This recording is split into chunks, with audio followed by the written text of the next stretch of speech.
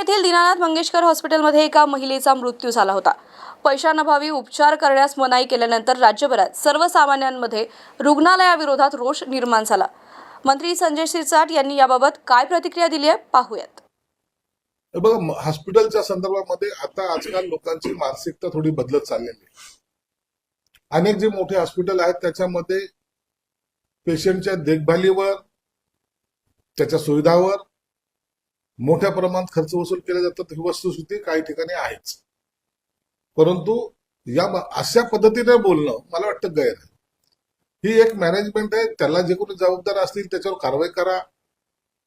जर त्या हॉस्पिटलमध्ये गैरसोय होत असतील किंवा त्यामध्ये पेशंटला लुटण्याचे प्रकार होत असेल तर त्याच्यावर कारवाई ही निश्चित झाली पाहिजे। परंतु एखाद्या कुटुंबावर बोलणं मला वाटतं हे गैर आहे। धर्मदयेच्या नावाखाली अनेक हॉस्पिटलांनी उच्छंद मांडले आहे, हे नाकारता येणार नाही।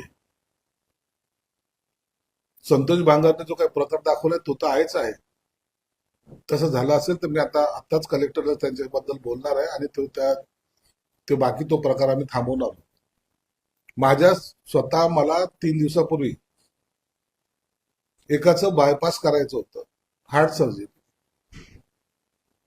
4 लाख रुपये सांगितले आणि तो पेशंट ऑपरेशनच्या टेबलवरच वारला।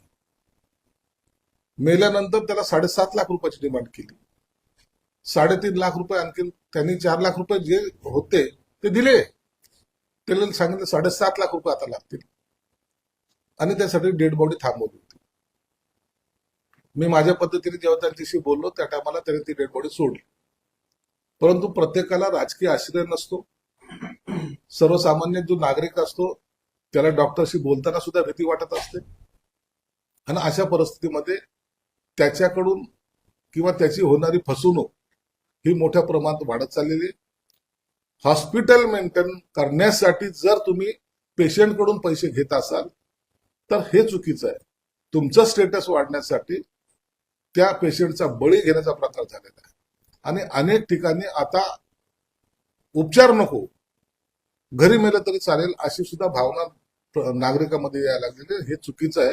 म्हणून मी आरोग्य मंत्री साहेबांना सुद्धा या वेळेला कॅबिनेटला की तुम्ही यावर स्ट्रिक्टली ऍक्शन घ्या।